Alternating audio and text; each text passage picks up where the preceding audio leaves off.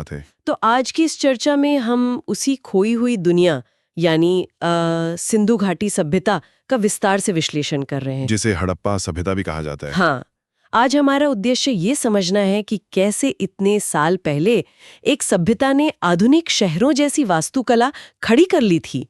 तो चलिए शुरू करते हैं। जी। सबसे पहले इसके समय और विस्तार को समझते हैं। तो अगर हम इसके कालखंड की बात करें तो ये सभ्यता लगभग 2600 ईसा पूर्व से लेकर 1900 ईसा पूर्व तक अपने चरम पर थी। मतलब आज से करीब 4500 साल पहले। बिल्कुल। और इसका विस्तार बहुत विशाल था। ये सिर्फ भारत तक सीमित नहीं थी, ये आज के भारत, पाकिस्तान और अफगानिस्तान के एक बहुत बड़े हिस्से में फैली हुई थी। और इसके प्रमुख शहर कौन-कौन से थे? सबसे प्रसिद्ध तो हड़प्पा और मोहनजोदड़ो हैं, जो अब पाकिस्तान में हैं। भारत के बात करें तो गुजरात में धौलावीरा और लोथल और राजस्थान में कालीबंगा जैसे प्रमुख शहर थे। तो अब अगर हम बात करें इनकी सबसे बड़ी खासियत की, जो बर्टन बंधुओं को मिली पक्की ईंटों से ही जुड़ती है। मैं बात कर रही हूँ उनके शहरी नियोजन की, यानी टाउन प्लानिंग की। अरे वो तो सच में कमाल की थी। मतलब जब हम उनके शहरों का नक्शा देखते हैं तो वो एक ग्रिड पैटर्न या जाली योजना में बसे हुए थे। ग्रिड पैटर्न थोड़ा आसान भाषा में समझाएंगे? हाँ, जैसे आज के स्मार्ट सिटी होते हैं। मुख्य सड़कें एक दूसरे को बिल्कुल समकोण पर यानी 90 डिग्री पर काटती थीं। शहर एकदम आयताकार खंडों में बटा हुआ था। और मैंने सुना है कि जल निकासी की व्यवस्था यानी ड्रेनेज सिस्टम भी बहुत शानदार था। बिल्कुल। और सिर्फ शानदार नहीं बल्कि दुनिया में सबसे उन्नत था। सड़कों के किनारे जो नालियां थीं वो पक्की ईंटों से ढकी हुई थीं। ढकी हुई नालियां 4000 साल पहले। हाँ, और सफाई के लिए थोड़ी थोड़ी दूरी पर मैनहोल भी बने हुए थे। इसके अलावा मोहनजोदड़ो में एक बहुत बड़ा स्नानागार मिला है, जिसे हम ग्रेट बाथ कहते हैं। अच्छा, वो जो तालाब जैसा दिखता है। हाँ, उसे पक्की ईंटों से बनाया गया था और पानी रिसने से रोकने के लिए उसमें डामर का लेप लगाया गया था। इसके अलावा हड़प्पा में बड़े बड़े अन्न भंडार यानी ग्रेनरीज मिली हैं। अन्न भंडार मतलब वो अनाज जमा करके रखते थे। बिल्कुल। और शहर की बसावट भी दो हिस्सों में थी। एक होता था दुर्ग या सिटाडेल, जो ऊंचाई पर था, और दूसरा था निचला शहर, जहां आम लोग रहते थे। और मुझे याद आ रहा है कि गुजरात के धौलावीरा में तो पानी सहेजने के लिए बड़े जलाशय भी मिले हैं ना? हाँ, वाटर रिजर्वोयर।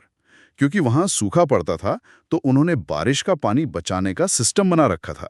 ये सब सुनकर तो लगता है जैसे हम किसी आधुनिक शहर की बात कर रहे हैं। कृपया हमारे चैनल को सब्सक्राइब करें। वो ईंटें खास इसलिए थी क्योंकि उनमें मानकीकरण यानी स्टैंडर्डाइजेशन था। पक्की और कच्ची दोनों ईंटों का एक फिक्स अनुपात था, 1:2:4। 1:2:4 मतलब मोटाई, चौड़ाई और लंबाई का नाप। हाँ, और सबसे हैरानी की बात यह है कि पूरे सिंधु घाटी क्षेत्र में चाहे शहर कितनी भी दूर हों, ईंटों का यही अनुपात इस्तेमाल होता था। ये तो बिना किसी केंद्रीय नियम के लगभग असंभव है। और उनके घर कैसे होते थे? घर भी बहुत आधुनिक थे। बहुमंजिला मकान होते थे। हर घर में अपना एक पक्का स्नानघर और कई घरों में तो अपने निजी कुएं भी मिले हैं। क्या बात है। और सिर्फ मकान ही नहीं, मुझे लगता है उनकी कला और वास्तुकला भी काफी उन्नत थी। वो जो कांसे की नर्तकी की मूर्ति मिली है। हाँ, डांसिंग गर्ल, वो धातु विज्ञान का एक बहुत ही शानदार उदाहरण है। उसे मोम को पिघलाकर सांचे में ढालने वाली तकनीक से बनाया गया था। और एक वो मोहर भी तो है, पशुपति मोहर। बिल्कुल। उस मोहर पर एक योगी जैसी आकृति है जिसके सिर पर सींग है और वो जानवरों से घिरी हुई है। इसे पशुपति कहा जाता है। ये तो हुई बनावट की बात। लेकिन मैं सोच रही थी, अगर वो इतने बड़े शहर बना रहे थे, बहुमंजिला इमारतें और पक्की ईंटें बना रहे थे, तो इन सब के लिए पैसा कहाँ से आ रहा था? ये बहुत ही प्रासंगिक सवाल है। इसका जवाब उनकी मजबूत अर्थव्यवस्था और व्यापार में छिपा है। उनका मुख्य आधार कृषि था। खेती। तो वो क्या क्या उगाते थे? वो गेहूं, जौ, मटर, तिल और सबसे जरूरी बात, कपास उगाते थे। कपास मतलब कॉटन। हाँ, दुनिया में सबसे पहले कपास उगाने का श्रेय सिंधु घाटी के लोगों को ही जाता है। इसके अलावा वो पशुपालन भी करते थे। किस तरह के जानवर? गाय, भैंस, बकरी, सूअर और यहाँ तक कि हाथी भी पालते थे। हाथी भी? ये तो काफी दिलचस्प है। और उनका व्यापार नेटवर्क कैसा था? व्यापार बहुत ही व्यापक था। वो मेसोपोटामिया, ईरान और अफगानिस्तान जैसे दूर दराज के इलाकों से व्यापार करते थे। तो क्या वो पैसे या सिक्कों का इस्तेमाल करते थे? नहीं, यही तो सबसे बड़ी पहेली है। धातु का कोई सिक्का नहीं मिला है। व्यापार वस्तु विनिमय यानी बार्टर सिस्टम और मोहरों के जरिए होता था। वो मोहर जिनके बारे में हमने अभी बात की। हाँ, वो सील्स, उनका इस्तेमाल सामान की पहचान और सुरक्षा के लिए होता था। और नापतौल के लिए उन्होंने बहुत ही सटीक बाट बना रखे थे।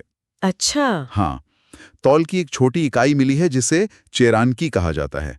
ये लघु भार नापने के काम आती थी।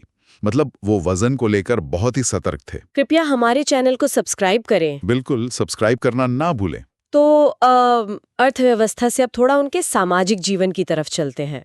मतलब आम लोग कैसे रहते थे, क्या पहनते थे? जैसे हमने बताया कि वो कपास उगाते थे, तो जाहिर है वो सूती कपड़े पहनते थे। सूती वस्त्र बुनना उनकी दिनचर्या का हिस्सा था। और गहने, क्योंकि गहनों के बिना तो कोई समाज पूरा नहीं लगता है ना। हाँ, बिल्कुल। वो आभूषणों के बहुत शौकीन थे। सोने और चांदी के गहने तो थे ही, लेकिन वो मोतियों और कीमती पत्थरों के बीड्स से बने गहने भी बहुत पहनते थे। अच्छा, और बच्चों के मनोरंजन के लिए? खुदाई में बहुत सारे खिलौने मिले हैं। और सिर्फ खिलौने नहीं, खेल भी। पासा यानी डाइस और गोलियां जैसे आज के कंचे होते हैं, वो भी मिले हैं। अरे वाह, मतलब लूडो या सांप सीढ़ी जैसा कोई खेल वो भी खेलते होंगे। बिल्कुल संभव है। और धर्म के बारे में क्या पता चलता है? क्या उनके भव्य मंदिर थे? नहीं, मंदिर तो नहीं मिले। उनका धर्म ज्यादातर प्रकृति और प्रजनन क्षमता से जुड़ा था। वो योनि और लिंग की पूजा करते थे। और पशुपति मुहर के अलावा भी कुछ मिला है? हाँ, मातृ देवी की कई टेराकोटा मूर्तियां मिली हैं जो उर्वरता का प्रतीक मानी जाती हैं। और वो पीपल के पेड़ की भी पूजा करते थे। पीपल के पेड़ की पूजा तो आज भी भारत में होती है। बिल्कुल, ये एक ऐसा रिवाज है जो आज तक चला आ रहा है। ये सब सुनकर एक सवाल मन में आता है। मतलब अगर वो इतने उन्नत थे, व्यापार करते थे, धर्म था, तो क्या वो लिखते पढ़ते भी थे? हाँ बिल्कुल, उनकी अपनी एक लिपि थी। तो फिर हम उनके शिलालेख या किताबें पढ़कर ये सब पक्के तौर पे क्यों नहीं जान लेते? यही सबसे बड़ी त्रासदी है। उनकी जो लिपि है वो चित्रलिपि है, यानी पिक्टोग्राफिक है। चित्रलिपि मतलब जिसमें अक्षर नहीं बल्कि तस्वीरें या चिन्ह होते हैं। बिल्कुल सही। उसमें लगभग 400 से 500 अलग-अलग चिन्ह हैं। लेकिन आज तक दुनिया का कोई भी विशेषज्ञ उस लिपि को पढ़ नहीं पाया है। सच में? इतने सालों में भी नहीं? नहीं, बस हमें इतना पता चला है कि वो लिपि दाएं से बाएं लिखी जाती थी। कुछ जगहों पे पहली लाइन दाएं से बाएं और दूसरी बाएं से दाएं भी मिली है। ये तो बहुत ही निराशाजनक है। मतलब उनके शब्द हमारे सामने हैं, लेकिन हम समझ नहीं सकते। बिल्कुल, अगर वो लिपि पढ़ी जाती तो शायद इतिहास की किताबें फिर से लिखनी पड़ती। कृपया हमारे चैनल को सब्सक्राइब करें। हाँ, तो लिपि की बात हो गई, वास्तुकला की बात हो गई। लेकिन इन सब में सबसे बड़ा रहस्य तो इनका अंत है। मतलब जो सभ्यता इतनी समृद्ध थी, शांतिपूर्ण थी, वो अचानक गायब कैसे हो गई? ये बहुत ही पेचीदा सवाल है। एक समय था जब ऐसा माना जाता था कि आर्यों ने आक्रमण करके इस सभ्यता को खत्म कर दिया। हाँ, आर्यन इन्वेजन थ्योरी, मैंने भी स्कूल में यही पढ़ा था। लेकिन अब ये पुराना सिद्धांत पूरी तरह से गलत माना जाता है। वैज्ञानिक शोधों से ये साबित हो गया है कि वहां कोई बाहरी आक्रमण नहीं हुआ था। तो फिर क्या हुआ? कोई महामारी? मुख्य कारण प्रकृति को माना जाता है, जलवायु परिवर्तन। जलवायु परिवर्तन मतलब क्लाइमेट चेंज? वो तो आज की समस्या है। प्रकृति अपना चक्र हमेशा दोहराती है। लगभग 1900 ईसा पूर्व में भयंकर सूखा पड़ने लगा था और सबसे बड़ा कारण था सरस्वती नदी का सूखना। ओहो, जब नदी नहीं रहेगी तो खेती कैसे होगी? बिल्कुल। इसके अलावा बाढ़ और भूकंप की भी संभावना जताई जाती है, जिसने नदियों के रास्ते बदल दिए। तो जब खेती बर्बाद हुई होगी तो उनका व्यापार भी ठप हो गया होगा। हाँ, और व्यापार में कमी आने से वो बड़े शहर और शहरी ढांचा बनाए नहीं रख सके। मतलब ये लोग रातों रात गायब नहीं हुए, बस उन्होंने शहरों को छोड़ दिया। सही कहा। वो छोटी छोटी बस्तियों में जा बसे और धीरे धीरे सभ्यता का पतन हो गया। तो इस पूरी चर्चा के अंत में अगर हम निष्कर्ष निकालें तो इस सभ्यता की सबसे बड़ी विशेषता क्या थी? अगर एक शब्द में कहूं तो समानता। समाज में एक अद्भुत शांति और समतावादी दृष्टिकोण था। न कोई क्रूर राजा, न कोई बड़ा युद्ध। और अक्सर ये भी बहस होती है कि क्या इनका वैदिक सभ्यता से कोई संबंध था? इस पर विद्वानों के अलग अलग मत हैं। कुछ का मानना है कि वो पूरी तरह अलग थे, जबकि कुछ मानते हैं कि उनकी कई परंपराएं वैदिक काल में भी शामिल हो गई। जैसे पीपल की पूजा या योग मुद्रा।